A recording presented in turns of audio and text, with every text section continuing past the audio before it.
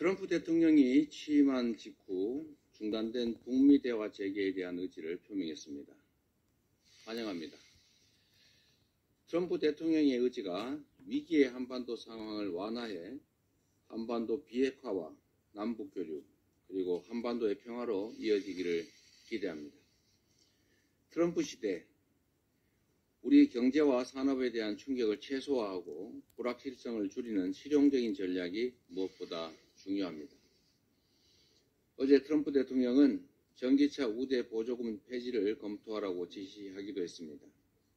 자동차를 포함해 우리 수출 주력 산업은 물론 무역, 통상 전반에 어떤 영향을 미칠지 잘 준비해서 이슈별 업종별 대응 방안을 마련해야 될 것입니다. 관세와 방위비 분담금 문제도 마찬가지입니다.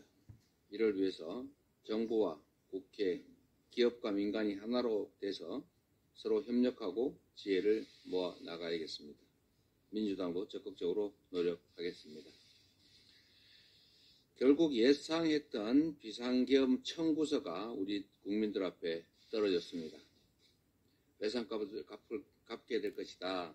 외상값을 갚게 될 것이다. 라는 외신들의 지적이 있었는데 결국 그렇게 되고 있습니다. 계엄 충격으로 실질 GDP가 6조 3천억 원이 증발했다고 합니다.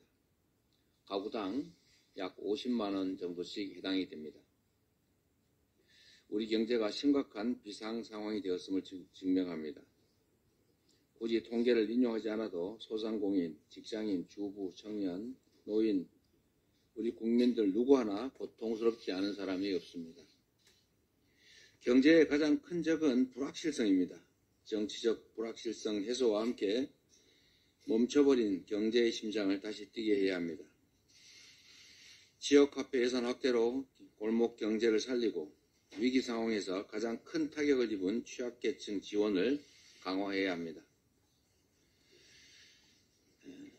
우리 민주당은 사회적 약자 지원법으로 민생 악화로 가장 먼저 거리에 가장자리로 내몰린 우리 어려운 사람들의 삶을 보듬어 나가겠습니다. 검찰은 지난 대선 윤석열의 부정선거 의혹 수사에 속도를 내십시오.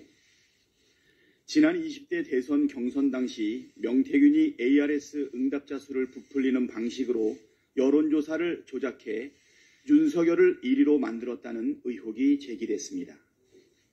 사실이라면 여론조작 부정선거로 민주주의의 근간을 뒤흔든 중대 범죄입니다.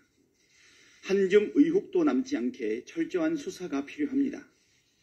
창엄지검이 작성한 수사 보고서에 따르면 명태균은 대선 기간 공표용 여론조사뿐만 아니라 비공표용 여론조사도 윤석열과 김건희에게 전달한 것으로 확인됩니다. 여기에는 홍준표를 밀어내고 윤석열을 1위로 만든 조사도 포함되어 있습니다. 명태균은 3억 7천만 원에 달하는 여론조사 비용을 무상으로 제공했고 김용선 전 의원 공초는 그 대가라는 구체적인 증언과 의혹도 있습니다. 창원지검이 명태균 수사보고서를 작성한 시점이 지난해 11월 4일이니 윤석열도 수사보고서 내용을 알았을 것입니다. 명태균이 11월 15일 구속되고 9일이 지난 11월 24일 윤석열은 김용현에게 명태균 의혹을 언급하며 이게 나라냐, 비상대책이 필요하다고 했고 김용현은 그날부터 비상계엄 선포문과 포고령 초안 등을 준비했습니다. 12월 2일 명태균이 자신의 휴대전화를 공개하겠다고 밝히자 다음 날인 12월 3일 윤석열은 비상계엄을 선포했습니다. 여론조작 부정선거, 공천 개입, 정치자금법 위반 등의 증거들이 공개되는 것을 막기 위해 비상계엄을 선포했다는 이야기가 나오는 이유입니다. 그러나 검찰은 보고서 작성 2달이 지난 지금까지도 윤석열과 김건희를 직접 조사하지 않았습니다. 윤석열은 그렇다 쳐도 민간인인 김건희도 조사하지 않은 이유를 납득하기 어렵습니다. 이 와중에 검찰이 휴대폰 폐기를 지시했다는 명태균의 충격적인 주장도 나왔습니다. 검찰이 윤석열의 부정선거를 비롯한 각종 불법 의혹을 덮어버리려는 속셈이 아닌지 매우 의심스럽습니다. 검찰은 지금이라도 김건희를 즉각 소환 조사해서 지난 대선 당시 명태균, 윤석열의 부정선거 의혹을 철저하게 밝혀내야 합니다. 고의로 수사를 축소하거나 왜곡한다면 검찰도 수사 대상에 포함될 수 있다는 점을 분명히 밝힙니다. 최상목 대행은 하지 말아야 될 일은 말고 해야 할 일을 하십시오. 최상목 대행이 어제 반인권적 국가범죄 이슈 등에 관한 특례법 제정안과 초중등교육법 개정안, 방송법 개정안에 대해 거부권을 행사했습니다. 최상목 체제에서 6번째, 한덕수 대행까지 치면 벌써 12번째 거부권입니다. 심지어 내란 특검법에 대한 거부권 행사가 유력하다는 보도까지 나옵니다.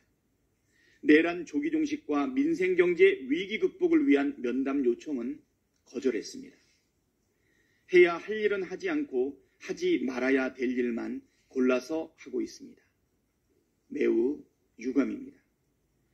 12.3 비상계엄으로 실질 GDP 6조 3,010억 원이 날아갔다는 분석까지 나올 정도로 경제가 매우 심각한 상황인데 내란 특검을 거부하거나 지연시키는 행위는 경제를 나락으로 보내자는 것과 같습니다. 내란 진압 없이 경제위기 극복은 요원합니다. 최상목 대행은 오늘이라도 내란 특검법을 공포하십시오.